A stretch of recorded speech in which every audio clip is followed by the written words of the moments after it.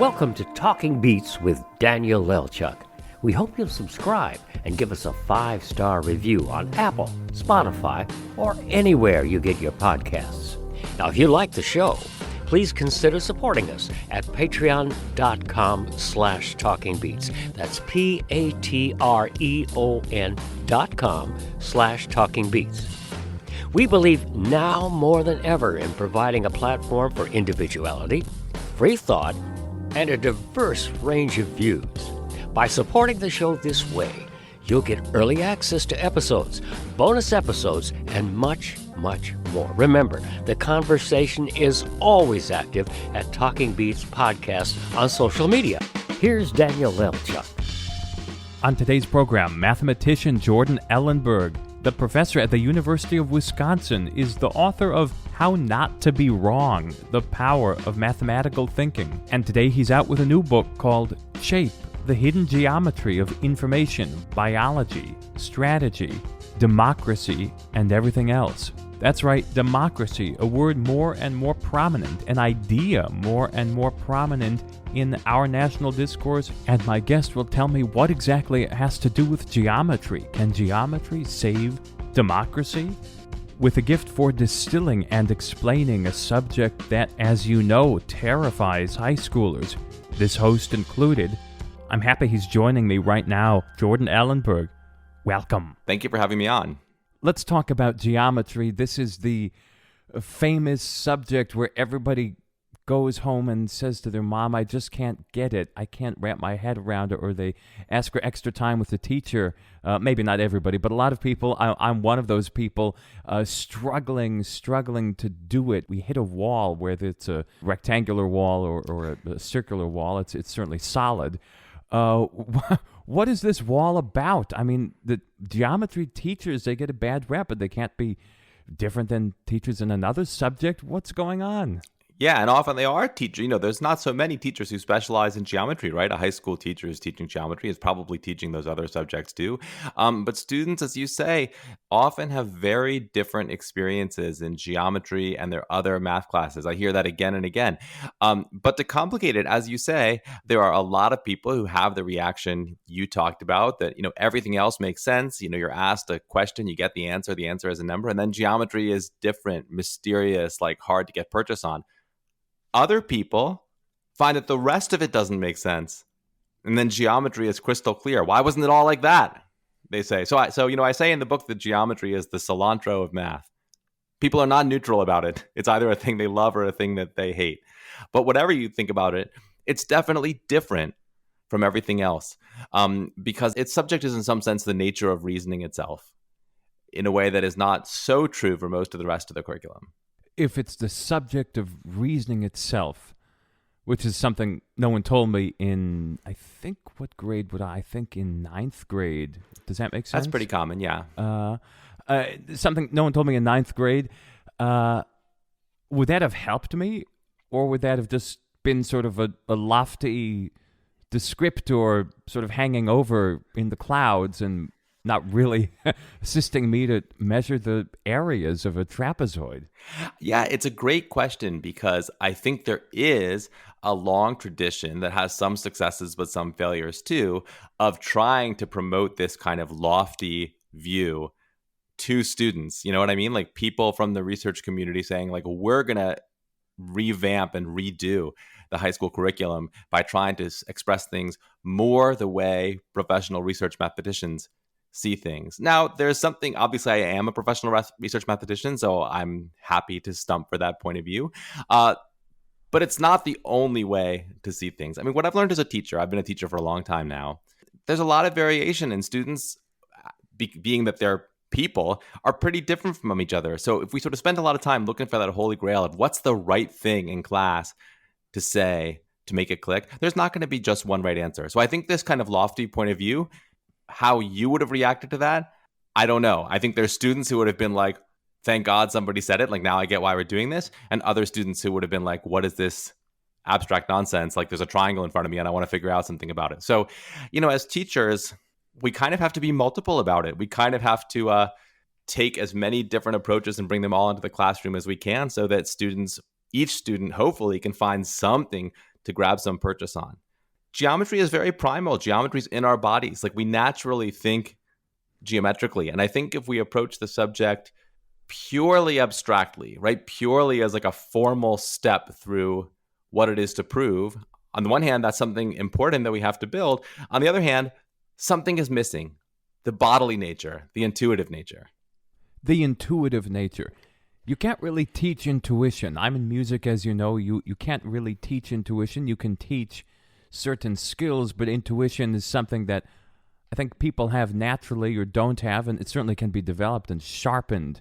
But the intuitive nature, how are you supposed to convey that as a teacher? And I'll also ask the second part, how are you supposed to convey it through words? I mean, I'm holding this wonderful book here that is out today. I'll just say the title, by the way. It's called Shape: The Hidden Geometry of Information, Biology, Strategy, Democracy, and Everything Else. How does the intuition come into geometry, explaining these huge fields?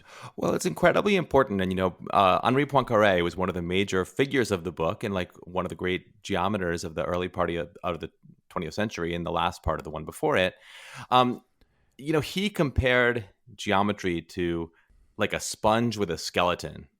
He came up, just so you know, in a recent conversation on this program with Walter Isaacson. Really? Poincaré was mentioned here a few episodes back, so people can go listen to it. I don't know how many other podcasts mention Poincaré repeatedly, but here we are.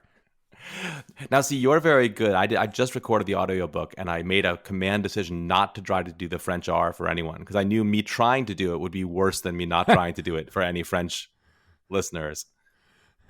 But you did it very well. Well, what do I know? It sounded good to me. Maybe the French people are mad at you too.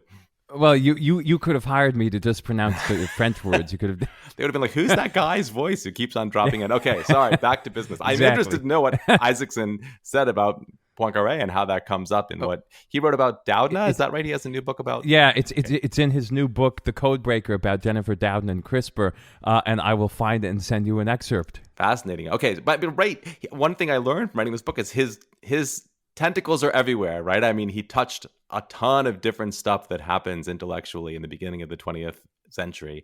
But I was going to talk to you about the sponge. So what he says is that the formal structure of geometry that we learn in school, the series of axioms and the carefully derived theorems from those axioms that you derive step by step a la Euclid, that's like the skeleton of the sponge. You come across this skeleton and you're like, wow, what an incredibly rich, rigid, formal structure. But if you don't know that there was a living being that created that skeleton, and that the skeleton was created to support that kind of spongy, fleshy, soft, living thing, then you're kind of missing the point of the skeleton, right? You're not really grasping what it actually is.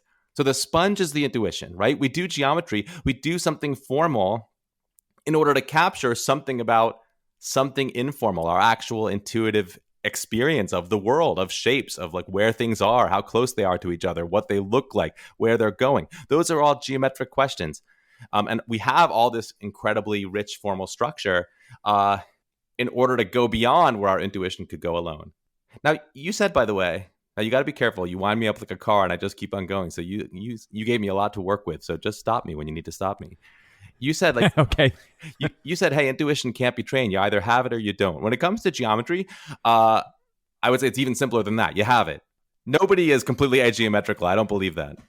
Okay, let me just correct the record. I didn't say you have it or you don't. Not that it can't be trained, but it can be refined and it can be improved. But I think if someone has zero intuition, that's hard to create. When it comes to geometry, I think there's no such person. Do you think there's people who are truly, completely amusical, who have no feeling for music at all? Okay, that's how I feel about geometry. And I think there's no one who doesn't have an ear, because when someone says, I'm tone deaf, I say tone deaf doesn't really exist, because if you were tone deaf, you wouldn't know when to shift gears in your manual car. You wouldn't know what kind of mood your brother was in when he called on the phone. No one is really tone deaf. Exactly. So it's great to talk to a musician about this because you get it. The way you feel about that is how I feel about geometry. People may think of themselves as having no mind for it at all and no intuition whatsoever, but I think that's an illusion. So here's one thing. You have this great explainer in you, and I think you're probably a great teacher too, but the problem is When we first encountered geometry in ninth grade, you aren't the teacher. You weren't my teacher. You're at a university. Students have to get through a lot of different classes and a lot of exams to get to your classroom. Seems like you could be useful earlier on, but fortunately you're not there. Well, obviously, there are amazing teachers at every level, including at the junior high school and high school level. And obviously, there are crappy teachers everywhere, including at the university level. I had some great teachers when I was young who helped me out a lot and who were there in that ninth grade classroom teaching people. So that being said, I see writing books like this as really not that different from what I'm doing in the classroom. I see it as an extension of my classroom mission. So you say I'm not there, but I am there. If my book is around, if it's in the library, if it's on the class, if it's on the table in the back of the classroom, I'm there to an extent, trying to add one more thing to what the teacher has to offer. I think I see teaching like this, Daniel. There are a bunch of different ways you can teach, and typically the higher level of engagement that you can expect, the fewer people you can offer to at once. So, imagine an apprenticeship situation. I don't know if this is how you learn cello. Did you have a one-on-one mentor who was your teacher and you worked with them one-on-one on developing your playing? Absolutely. Exactly. You have a private teacher and you go in for your lesson, and hopefully that teacher does become a mentor. But certainly it's a rigorous training. It's everything: coach, teacher, mentor, guru, all rolled into one. Yeah, and that's the same for research mathematicians. You have an advisor, and it's a one-on-one relationship, and you're okay, we're going to sit together for 3 years and do this thing, and we haven't figured out a way to scale that. Okay, so that's one end of the curve, right? Maximal engagement, minimal number of people. A classroom, who have I got? Depending on the class, it might be 30 people, might be 100 people, might even be 500 people in a big state university like ours if you're teaching first-year calculus or something like that. And you have them for half a year, and you can ask them to do homework. You can have a pretty high level of engagement. Okay, a book, I can definitely reach way more people than I can in a classroom. And they have, however many hours it takes to read a book. That's how long they have with me. And they don't do homework assignments, right? So that's a lower level, yet more people. Somebody who's going on TV, my colleague Eugenia Chang, who's a category theorist, what did she go on? I think the Daily Show, probably talk about math. Okay, she had 30 seconds, but how many people did she hit? Probably 5 million. So there's this curve, and they're all valuable. I think what people can do in a classroom where they have students who they know and they can sort of see for a long time over the course of a whole year, that's something I can't do with a book, but I think those two things are both really valuable and they both supplement each other. Let's look at a few of the chapters of this book, because the titles are very inviting and very curiosity-invoking. Some of the titles are I Vote for Euclid, How Many Holes Does a Straw Have?, Fragment of the Sphinx, The Mysterious Power of Trial and Error, Artificial Intelligence as Mountaineering, 3 Years of Sundays, A Rumple in Space, and the conclusion, I Prove a Theorem and the House Expands. Okay, so talk about the straw. Yeah, so this is kind of one of these viral things that has been, for the last 5 years or so, sort of consistently popping up on the internet and generating a huge amount of discussion. I think I successfully traced it back, of all places, to a 1970 article in the Journal of Australasian Philosophy. So definitely the only article from that journal I think that's ever gone viral. But the question is simple. It's how many holes are there in a straw? And it's one of those questions where at first people don't think the question is interesting because they think the answer is obvious. And then if you do this in a room, you find out that everybody thinks the answer is obvious, but they don't agree about what the answer is. Oh boy. And then things really get started, right? Then people really start to be like, what? I mean, primarily there's one-holers and two-holers. And you can watch untold amounts of amazing video on the internet of people arguing about this and just getting more and more heated. And then you might say, why would people care? Why would people actually get emotional about a question whose answer you may feel doesn't matter? And I would say it's because on some level, people recognize that there's an actual geometric issue here. People respond to the fact that the question is mathematically interesting. They can feel that. And that's why they're devoted to proving the other person wrong, right? And sort of like standing up for their answer. And the first thing I thought, and again, I have not a mathematically inclined mind, and certainly not mathematically. I'm going to fight you back on that, but carry on. You're welcome to. Not mathematically talented. You're welcome to fight me on that as well. But I just thought too, because I see two openings, and I can drink from one end and then flip it over and drink from the other end. Equally flavorful, equally effective, and therefore there must be two holes. But that's obviously, well, we'll get to why that's not right either. So okay.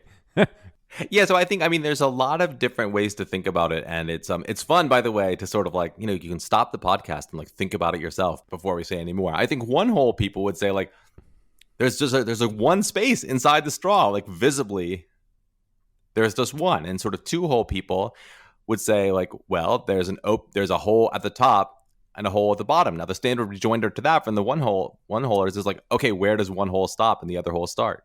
Where's the boundary between them? You could also say, imagine the straw shrinking and shrinking, getting shorter and shorter, but maintaining the same radius until it's something like a collar. Does that have two holes in it? Suddenly it's not so clear. In the book, I like to draw lots of pictures. I used to draw them with a Sharpie. Now in the modern era, I draw them with an iPad. But in neither case do I have a sort of really well-honed artistic pen. But I think the pictures help a little bit. So did you draw all the pictures? I drew all the pictures. Yeah, it's funny. For my first book, How Not to Be Wrong, I drew all these pictures with my Sharpie on a piece of paper. Because I wanted, you need to have pictures to understand what's going on. But I was going to hire an artist. Well, I don't know any artist. I was like, well, how am I going to do this? I feel like I need to go find somebody to pay to draw these pictures to make them nice. I did know one artist, the cartoonist Linda Barry. I don't know if you know her, but this unbelievable cartoonist who happens now to be on the faculty with me at the University of Wisconsin. We were very lucky to have her on board. So I went to her and I was like, okay, you must know like local artists in Madison who I can pay to redraw these pictures so they can go in my book. And she gave me this incredible look. And she was like, would you pay somebody else to write the words for you? And I was like, what? And she was like, that's your hand. You can't use somebody else's pictures. Like you want those in the book. I was like, it's okay to have these very crappily drawn pictures in the book. And she said, you have to. You have no choice. I don't think they're crappy at all, by the way. I think they're actually very effective. And even there's this, in this chapter, there's one that I hope people are looking at the book. It's on page 41. And there's this sort of strange-looking shape, and you call it a goofy squiggle. And even this goofy squiggle is a very sort of well-drawn, at least for me. It's a very nice-looking goofy squiggle. I'm glad you admire it aesthetically, but you can't deny that when I draw a circle, it's not exactly a circle. No, it's not. It's not absolutely exact, but it certainly gets a point across. And Poincaré was the same, by the way. This is I learned. Did this make me feel good? That I learned from reading more about him that he was famous for not being able to draw correct figures, and that when he drew a circle on the blackboard, it was at best approximate. So one of his slogans, and he was an incredible sloganeer, Poincaré was geometry is the art of reasoning well from badly drawn figures. I think you call him at one point eminently quotable or something like that. And it's wonderful to quote him. There's a certain lightness and a sort of a self-effacing, jaunty quality that you get from his quotes. It's certainly not old and stuffy and formalistic. Yeah, it's an interesting question. Would I call Poincaré self-effacing? What I would say is that he certainly was not kind of ego front, listen to me, I know everything, shut up. That was certainly not his personality. And maybe by the standards of sort of some famous people, maybe that ends up reading as self-effacing. I just mean to give him a sort of nod on the personality front, that his quotes do make him seem like a wonderfully entertaining and interesting person, not just an accomplished mathematician. Yes, I think that must have been true, and his books were popular. I mean, he was his books were popular and translated into many languages, and he was somebody who not just was thought of as someone who was leading research, but somebody who was sort of talking to the public, not just about mathematics, by the way, about physics and about science in general, and like how it should be seen. Go back to the straw. So people are envisioning these different scenarios. I immediately jumped to 2 holes. What did you do? Or did you just know that there was something more to it immediately? Or what was your gut reaction? Well, the way a mathematician reacts to a question like this is you always say there's never just one question. There's a family of questions. So what I immediately went to, and where I go in the book too, is to say like, okay, we're already confused about a straw. So let's make the question more complicated and say, what about a pair of pants? How many holes are there in a pair of pants? And, some people will say 3. Well, there's the waist and the 2 legs. Other people will say 1 because there's just one space inside the pants. Other people, like this is what my daughter said, actually. And it's great, by the way, if you want unfiltered opinions about mathematics, ask little kids because they have very good mathematical intuition that hasn't been trained. She said, well, there's 2 because the waist hole is really just the combination of the 2 leg holes. You can kind of feel that, can't you? That there's a sense in which those 2 leg holes join and become that waist hole. Yes, okay. So with the straw, let's shorten the distance, and then when does it become long enough that each opening can be considered its own hole, right? Right, exactly. There's no moment at which that happens. Okay, so how do we solve this problem? So what I try to bring us to, and with any really interesting math problem, the first part is convincing people that it's difficult if they think the problem is simple. So having done that, I bring us to the modern theory, and in math, modern means, like around the turn of the 20th century, which was developed in part by Poincaré and then sort of really brought into its modern form by Emmy Noether. And the answer in a simple form, I would say it's this. It's that the straw has 2 holes, but they're in some sense the same hole. Or even more precisely, because this starts to sound like empty philosophy, one hole is the negative of the other. So one way to think of this is in terms of flow. You're drinking your milkshake. The amount of milkshake that goes in one end of the straw, the exact same amount goes out the other. So in some sense, those things we perceive as 2 different holes are not independent from each other. But the relationship is really that the 2 are inverses, the 2 are negatives. And it was really Noether who brought us to the understanding that holes were things that could be added and subtracted, that it made sense to talk about the negative of a hole. That is kind of like a weird concept, but like once you internalize it, it clarifies all these problems tremendously. Well, I don't know, go into more depth or just explain that more, because this isn't a math show. We have a general audience. Well, let me explain it with an analogy. And I'm going to go crazy and like make the problem harder because it makes the analogy a little richer. Let's go back to those pants. Asking how many holes are in the pants it's like asking how many directions there are on a map. And actually, what would you say? I mean, if somebody said like, how many directions can you go on a map? You put out a map of Louisiana or wherever it may be on the table. Well, I'd want to say first 4 and then 8, and then I'd keep dividing, and I'd probably say 360. Yeah, so there's lots of answers. You could say 360, like a number of degrees. You could say 4. That's something a lot of people say, northeast, south, and west. You could say infinitely many, right? Because in principle, there's like infinitely many directions you could set out. You could divide the compass rose arbitrarily finely. But there's another sense in which the answer is just 2. If you say how many dimensions are there to that map, it's a 2-dimensional thing. So any direction you want, although there are infinitely many directions, they're all combinations of north and east, right? If you want to take 5 steps in some direction, that's a combination of some number of steps north and some number of steps east, as long as you allow the number to be negative. So that's the trick, right? The relationship between north and south is that you got to be willing to say, like, what I mean by negative 5 steps north is 5 steps south. But that's okay, right? You buy that. What else could you mean? Well, I guess so. And I guess I was sort of proud originally of my answer of 360 because it seemed to encapsulate everything. But then I realized that there are points between different degrees. So yeah, there's minutes and seconds, right? The sort of and so and more, right? That was wrong too. But so what would be your answer?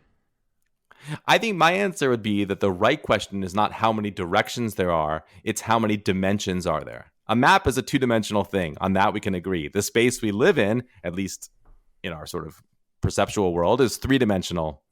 The notion of dimension is like much richer than number of dimensions. And so what Noether understood is that counting holes was better seen as something that was analogous to counting dimensions, not counting directions. This got pretty deep, man. You're the only person ever to ask about this in this level of depth. Kudos for going deep. Oh, I mean, it's a natural segue into something that I actually is not in the book, but I'm going to bring it up with you anyway because you're perfectly positioned to talk about it. Something I would have liked to write about and just kind of ran out of room is I bring up in the book this notion of dimension. We actually think in geometry, we think about high dimensional spaces a lot. It's easy to visualize a two-dimensional space, or with a little more work, a three-dimensional space like the one where we live. But a lot of times we want to think about spaces that are much higher dimensional. And you might ask, like, why would you do that when there are only 3 dimensions of physical space? One beautiful answer comes from music. So there's like a space of chords. I don't know if you sort of hang out with sort of mathematical composition people. I have when I was in school, not so much recently, but it's certainly a lot of it goes over my head, but I try to get what I can out of it. Yeah, so there's a whole beautiful, and I associate it with somebody I know pretty well, Dmitry Tomashko, and I'm sure, but other people have thought about this too, who's a composer. And you can think of any chord as a point in a very high dimensional space, and you can think of a piece of music in which the chords change as a path in that space, going from point to point in that space. And the geometry of that space seems to give you a very interesting window into what's happening in the composition. The composition itself has a shape. It's the shape of a path in high dimensional space. The Greeks wrote about geometry and music. And here is your friend Dmitry Tomashko, which is Tymoczko, for anybody wanting to look it up. And he wrote about harmony and counterpoint in the extended common practice. But what did he tell you? If you sit down for a conversation with him and you say, what are you working on right now? What is something he could actually explain to you in terms both mathematical and musical that could mean something to you, because you're not a music expert and he's obviously in the music world? Well, that's a great question. And he is a composer and a music theorist, not a mathematician. So his goals are to understand music. So you're right. It would be hard for him to say something to me that would be meaningful because my knowledge of classical music is so limited. But certainly I enjoy talking to him about this stuff. And the idea that, he's very interested in voice leading. He's very interested in, for instance, a question like, what do we mean by a transition in a piece when it sort of has been doing one thing and then is doing something else? Well, you can think of that geometrically as like a path that's sort of going in one direction and then it shifts direction. And that's something which within geometry we think about a lot. Like what do we mean by mathematically by saying there's like a sharp turn in this path in some abstract space, like the space of chords? And in music, for those wondering, I remember when I would have to analyze pieces of music and there would be one section and then another section, the coda, which is the ending point, and then something else happens between those two things, and you go to the score and you mark with a bracket, and this is a transition material. What happens in between, because there's no abrupt corners. Well, there are sometimes, but often there's a little snippet of musical material that leads from one section to another. Yeah, and you might feel skeptical that there's something there for you. In other words, you might say like, well, look, I listen to music, like I know when it's changing from one thing to another.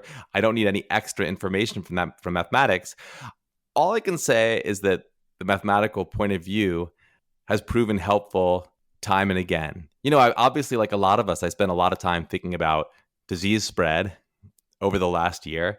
And, you could do that without any mathematical input at all. You could say, I just want to be a biologist about this and like understand the spread of disease and not use numerical methods and not use mathematical modeling. But I think it's a mistake. I think you gain something from doing that. And I think there's very few realms of life where you don't gain something from thinking about things through a mathematical lens. Now, here's what that does not mean, because I think this is a fear that people have. It doesn't mean replacing your intuition, replacing your musicality, replacing your biology with some kind of cold mathematical algorithm. Math is not here to replace anything. It's there to add to. So this brings us back to Poincaré, right? Math is not in opposition to intuition. Math doesn't exist without intuition. It's there to supplement your intuition. Can music actually help you think about geometry? Well, I mean, what do you want to know about geometry that you don't know? Oh my God, we know almost nothing about geometry. We've been doing it for 3,000 years, but still, we have this little circle of light that we stand in, and the rest is ignorance. And we sort of have this giant community that sort of tries to expand the circle a little bit with each year, with each decade, with each generation. But what don't we know? What are you wondering about? What are you working? Is there some problem? You mean in my research? On? In my research life? Well, so a major focus of my work over the last few years, so I'm a number theorist. That's the main center of my work, which means I consider these very, very classical questions that have occupied mathematicians since mathematics formally came into being as a practice. You write down some equation and you ask it if it can be solved or not. That sounds like a numerical or an algebraic question. Doesn't sound like a geometric question. And the slow realization over the centuries has been that question is actually deeply geometrical. So, look, we're not going to go into the technical details, but over the last 10 years or so, a lot of my work has been proving things about solutions to equations using facts about the geometry of very high dimensional abstract spaces. And in particular, actually, this kind of notion of homology, which is sort of this notion created by Emmy Noether and Poincaré, like this very, very generalized notion of holes. Now, I'm not going to say how that gives you information about equations, because then you've got to read like a 70-page paper with like a lot of equations in it, which is maybe a little bit too hard to do on a podcast. Or maybe even too hard to do, period. But okay. There's one paragraph I think you certainly respect music and probably like it, which we'll get to in a minute. But you write here, you wrote, as a mathematician, I get a lot of benefit from geometry's prestige. It feels good when people think the work you do is mysterious, eternal, elevated, above the common plane. But the harder you push that point of view, the more you incline people to see the study of geometry as an obligation. It acquires the slightly musty smell of something admired because it is good for one, like opera. And that kind of admiration isn't enough to sustain the enterprise.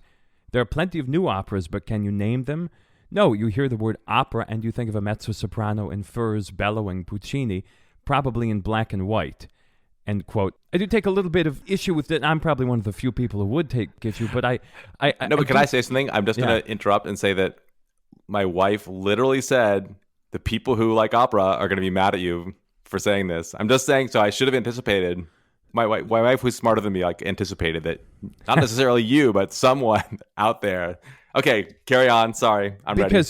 And she's right. And here's why: because the people who would object to it are the ones who know opera, and they're the ones whose lives have been changed and altered by Puccini. I'm one of them who can trace sort of an emotional and historical lineage throughout my entire life, according to, in part, the operas of Puccini. And there are millions of people in the world who feel the same exact way about this a relatively small body of work. We're talking La Bohème, Tosca, Madame Butterfly, and a couple others. And so for anybody who loves music or loves opera, the idea of this stereotype bellowing in black and white opera is so alive, and it could be a recording from the black and white days of a mezzo-soprano who died 50 years ago. But if it's a great performance of a great piece, it grabs you, and it's as vital and alive as the day was written.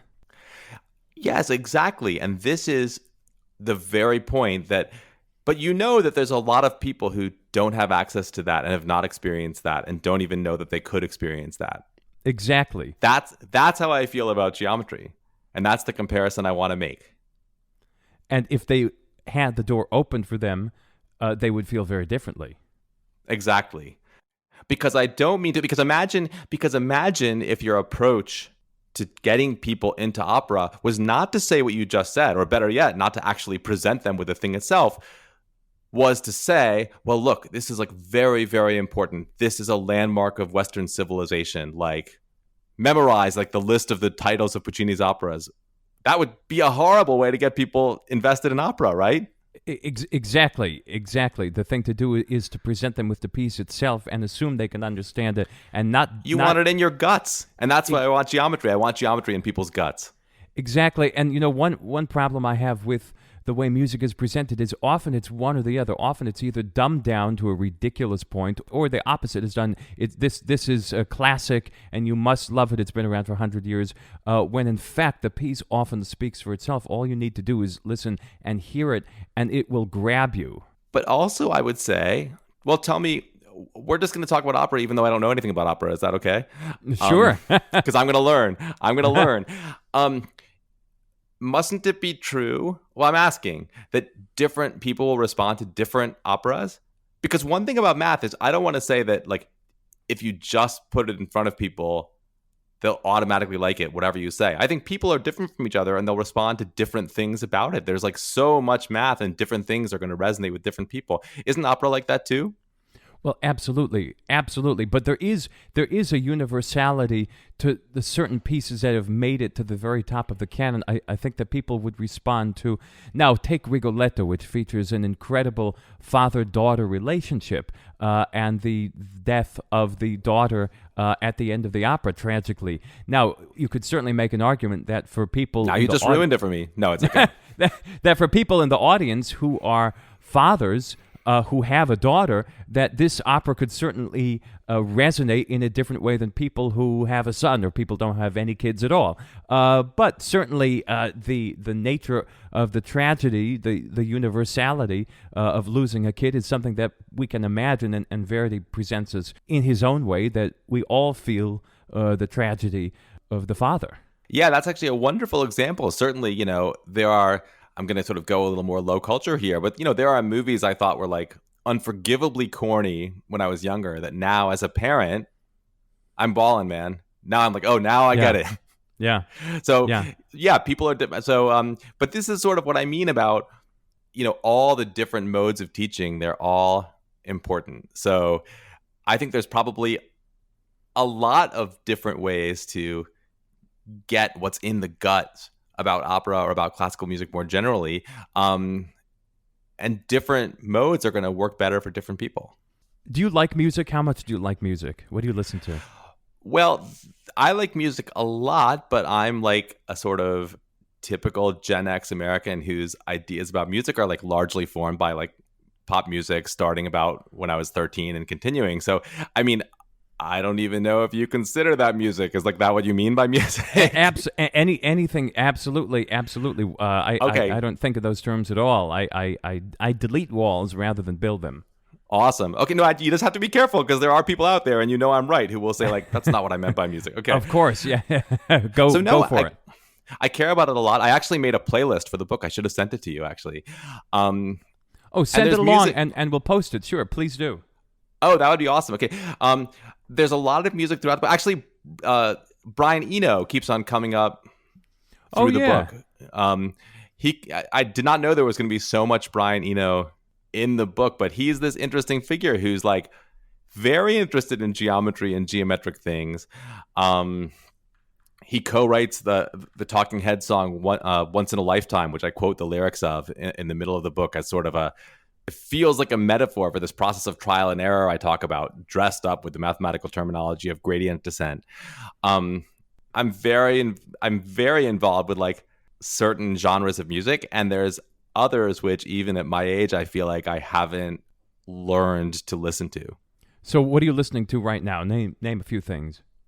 Okay, this is going to be a little weird, but a song by a young musician named Tizo Touchdown, who I think is in Houston, which sort of sonically picks up stuff from, I guess I would say, sort of like 1981 new wave. But he's this kind of like young guy, kind of like singing about his feelings in a very contemporary way with like a lot of auto-tune. I mean, it sounds nothing like a song that could have existed 30 years ago. And yet there's something about and I don't know how old you are, Daniel, sorry, but like... Do you want to know? Were you sure. asking? I'm 32. Oh, okay. So you're not quite here yet. I'm 49. But there's something really cool about hearing a sound that you associate with a certain vibe, right? You're like, oh, I know what kind of music you're making if I hear that sound. But then it's just become part of like the patrimony of everyone. Like any musician can sort of pick up that sound and mix it with a lot of other sounds and make something completely new. So I don't want to sort of stump for this song, which is called Social Cues, and be like, this is the song of the year, you have to listen to it. But it's a song that absolutely captured my attention. And actually, if we're going to talk about music and math, where did I hear this song? It came up on my Spotify Discover Weekly, which I think actually it's a pretty, figuring out which songs or guessing which songs are going to capture someone's attention. It's a really interesting problem, which is mathematical, but not only mathematical, right? Well, that's very interesting. Sure, I always wonder how that's done, but clearly it worked for you. Yeah, it worked for me, and it works. It's something I talk about a lot. That like one thing I try to do in the book is sort of demystify a bit this whole discourse around artificial intelligence, which people tend to either think is BS or think is like magic and will eat the world. It's neither. It's geometry. It's actually, in some sense, the basic ideas are not that complicated. As I said, it's kind of this very intensive version of trial and error. And certainly, I mean, Spotify's algorithms are a perfect example because they are not perfect oracles of what you're going to like. I don't even know if you use Spotify or use this feature. I use Spotify for a lot of things, and I use that feature occasionally, but I'm so all over the map that sometimes it gives me things I have zero interest in, but then sometimes it really hits it right on the button. Yes, the answer is yes. Right, but that's exactly my point. For it to be, it's not at all an oracle, and it includes like lots of dung, but it doesn't have to be an oracle to be useful, right? If it sort of spits out 25 songs, and one of them is a song I listen to 10 times over the next week, like this song Social Cues, this Tizo Touchdown song, it's really done something for me, right? It's really provided me some value because out of the whole universe of music, it's sort of, even if only one thing is a hit for me, that's pretty cool. There's a word in the title of this book that is on a lot of people's mind recently and is going to be for a long time to come. The word is democracy. What does geometry have to do with democracy? Well, yeah, this is kind of what the closing section of the book is about. And it's about a process called gerrymandering, or if you want to use a less value-loaded term, legislative redistricting.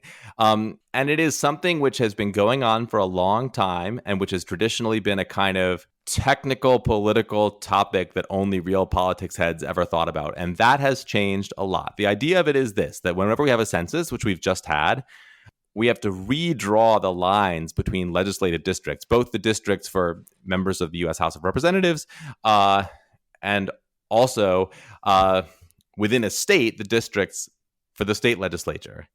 And it turns out something that I think we've known on some level for a long time, but we're much more able to quantify now, that the person who draws those district lines has a huge amount of power over who gets seated in the legislature. You can have the same state with the same political conditions and the same voters, and two different maps will give drastically different results in terms of who's sitting in the legislature with the power to make laws. And among those laws, and this is the critical point, is the law about where the next set of maps is going to be drawn. So you have what you call a feedback loop, right? The legislators who are sitting in the state capitol right now, they are deciding the lines that will determine the next legislature. In particular, they're picking their own voters. It's supposed to be the other way around, right? The voters picking the legislators. So the chapter is called How Math Broke Democracy, in parentheses, and might still save it. So what do you set out in this chapter? Obviously, gerrymandering is an old practice, and it's done all over the country. It's done by both parties. And it is, look, for anybody who thinks only Republicans engage in gerrymandering, look no farther than the New York State Assembly for the past few legislative sessions, and you can find very easily the amount of gerrymandering done by an all-Democratic. So it is done all over the map, I mean that in many senses. What do you set out here? What's the solution? First of all, what does it have to do with geometry? And this is an interesting story because I think traditionally we thought this had to do with the geometry of the districts themselves. You had to draw them in these like very funny looking, well, you mentioned the squiggle, right? These very funny looking squiggly ways in order to achieve your goals of sort of thumbing the scale in the favor of your party. We now know that's not true. So one advance, if you want to call it an advance, has been that with computers, it's actually pretty easy to cook up a map that looks fine to the naked eye, but is in fact like incredibly slanted towards your party. So if you look at the districts in Wisconsin where I live, they look pretty good. They don't look crazy. They don't look like drunk octopi, like copulating with each other. They just look like kind of roughly rectangular things. But they are, in fact, extremely precisely engineered to give one party, and in Wisconsin, it does happen to be the Republican Party, an almost insuperable advantage in the legislature. So if that's not the geometry that's relevant, what is? Well, again, it's a more abstract geometry. It's the geometry of, ready for this, the space of all possible ways that you could cut a state into districts, which is an absolutely enormous space. I mean, just imagine the number of different ways you could do it with like so many voters and so many towns and so many regions and so many districts to cut them up into. So this kind of battle for fair districts is sort of a mathematical battle about where we're going to be in this space and how you can even explore this space, how you can even understand what the possible districtings are. So to boil it down, what happens is this. A lot of mathematicians have worked on this problem of being able to pretty accurately estimate, hey, what would the state legislature look like in Wisconsin or in North Carolina or in Maryland or in any other place where these court cases have been roiling? What would the maps look like if the people drawing them had not been motivated to advantage one party over the other? And the way you do that is you have a computer draw like thousands and thousands and thousands of maps, and you see what they look like, and they don't look like the maps we already have. And is there a way out? Might still fix it is in parentheses, so... Now we get into a question. And by the way, one of the things that's interesting about this question is, the way I describe it in the book, it's not a math question, but it's not a math question. It's not something that math alone is going to solve. There's not an objective answer to what's the right map that a computer can just spit out for you. No way. It's actually a political and a legal and an ethical question too. So if you try to do this by math without taking those things into account, you're hosed. You are doing useless work. On the other hand, if you try to do this work by politics alone without really thinking mathematically, you get pretty bad outcomes too. So I don't want to sound too pessimistic though. So what's the way out? Well, I think that, we know now, given the Supreme Court decision about this in 2019, that the courts at the federal level are not going to step in and restrain this practice. And, I think that's too bad. I try to make it clear in the book that I'm not a lawyer, so it's not for me to sort of assess their level of constitutional jurisprudence. But reading the oral arguments in that case and what people said, if you're sort of immersed in all the quantitative study of redistricting and gerrymandering, it's pretty depressing because it's clear that the justices didn't really engage with the facts of the case. And I wish they had. Their legal reasoning I can't speak to, but I don't think they really were answering the question that was actually on the table before them. But that said, I want to end this part of the discussion on a positive rather than a negative note. The thing about gerrymandering is that for most of my life, people have not really known it was happening, or if they knew it was happening, they didn't know the extent to which it was happening. So here, I think education and publicity is critical. I think the Supreme Court case made a lot of people aware of it, and in state after state, where it's allowed, which it's not in Wisconsin, there are ballot referenda saying like, hey, our state is going to stop doing it this way. We're going to hand off this process of drawing the line to a citizens commission or a commission of retired judges, or like really anybody would be better, right? Anybody except like literally the political party in control of the legislature who wants to preserve its own majority. There literally could not be a worse group of people to assign that task to.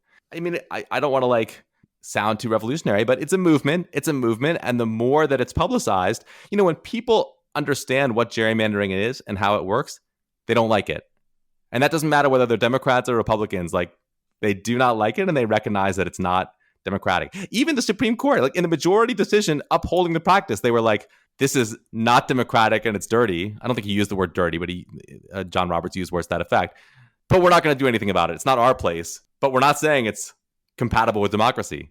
Well, I think when there's a consensus that something is not compatible with democracy, then there's political momentum for getting rid of the practice by means other than courts. Let's see what happens. Only time will tell. Meanwhile, I hope people have a chance to look through this all.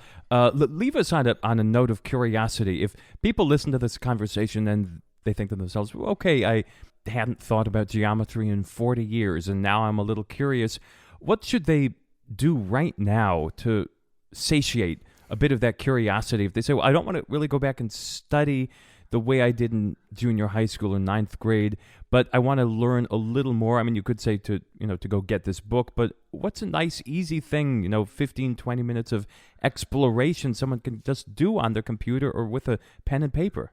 Oh, that's like a really interesting question. Let me think if I have like a little nugget. I mean, maybe let me take this in a little bit of a different direction, if that's okay. Because you brought up a list of chapter titles, and there was one that I was specifically hoping you would say, and I did, and you did.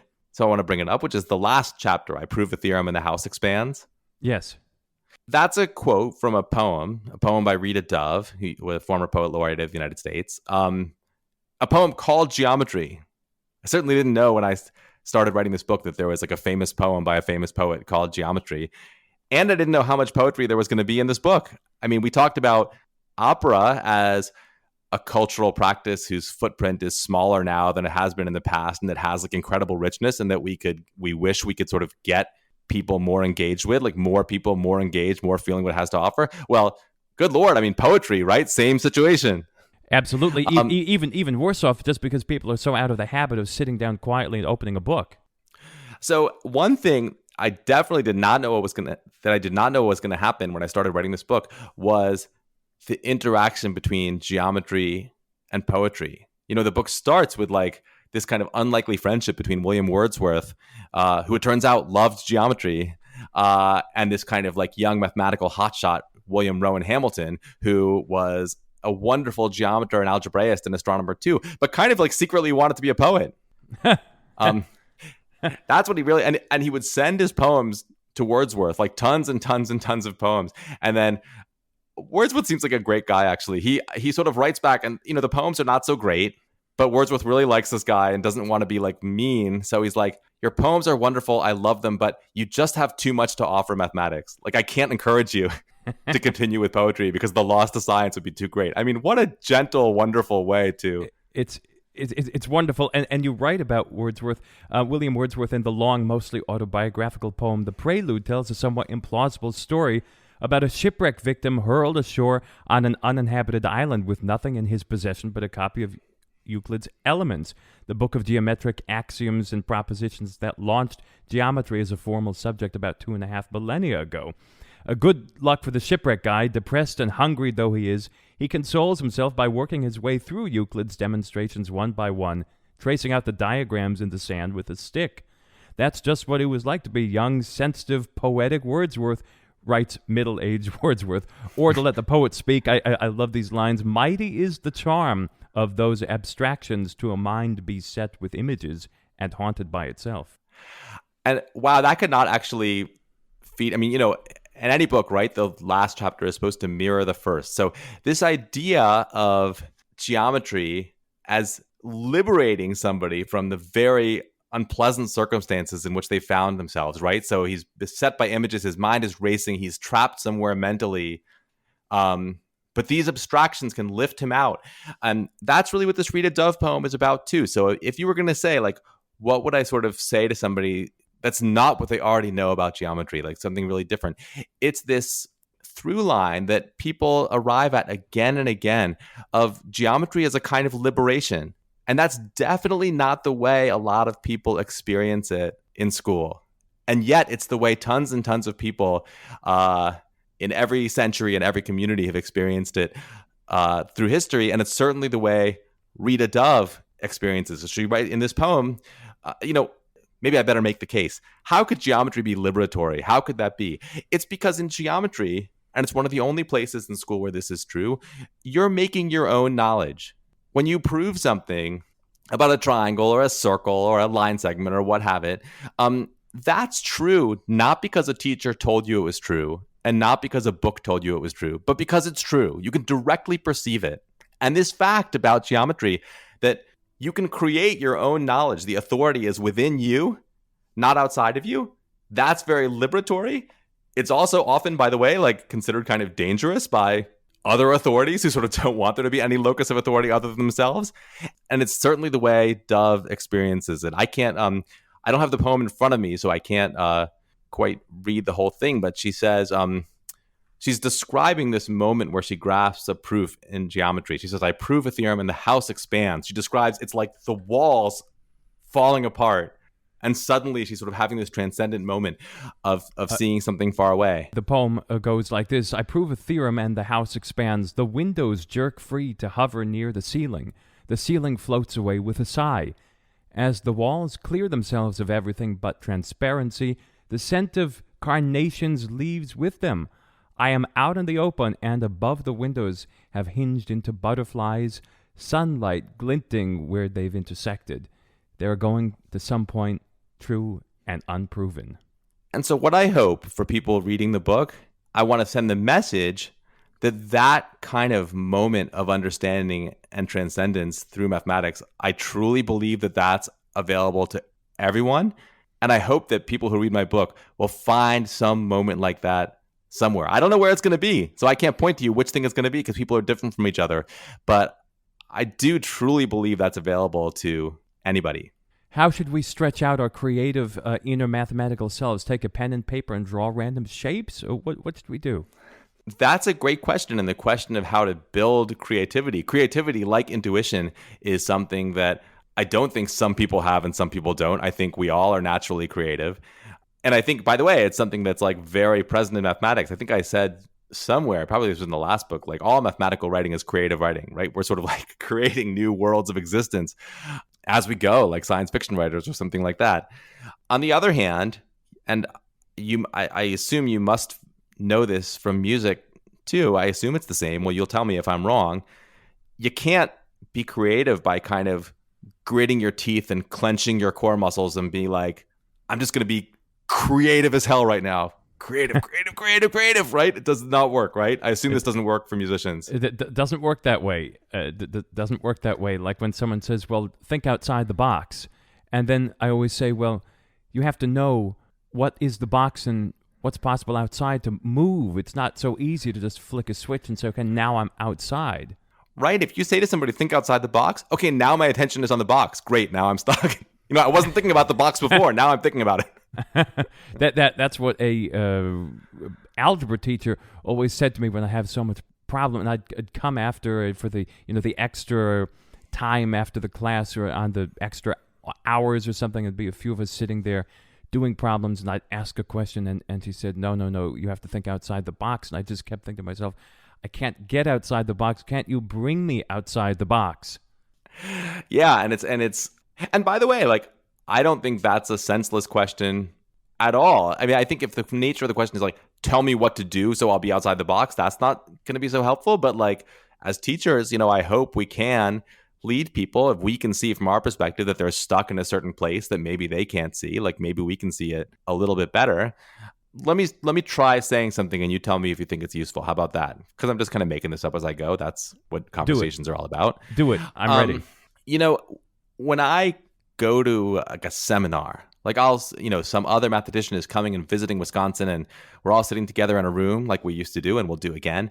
And this person is writing on the blackboard and I'm trying to understand like what's going on. My approach is always to be like, what questions do I have? I'm looking at what this person is writing in chalk on the board and what they're saying with their mouth. And it's not so much like, what am I learning? Like, what new facts do I now know that I didn't know before? It's what questions do I have that are not answered yet? And I think that way of approaching things is probably, I hope so, because I tell my students to do it, generative of creativity. There's a famous story, and of course, because we're just sitting here talking, I've completely forgotten who it's about. Maybe but somebody tells a story about their parent when they were a kid, never asking, they came home from school each day and the parent never asked, what did you learn in school today? They said, what questions did you ask in school today? Jordan Ellenberg, geometry, democracy, transcendence, using math as a way to transcend. Fascinating stuff. I can't thank you enough. It's been this wonderful talking with you. Thank you so much for having me on. We went some amazing places today. You've been listening to Talking Beats with Daniel Elchuk. The original theme music is by Ronald Barkham. The content coordinator is Nathaniel Mosey, and Doug Christian is executive producer.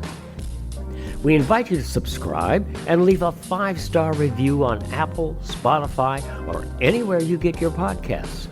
You can support us at patreon.com/talkingbeats. That's patreon.com/talkingbeats. And be sure to check us out on social media.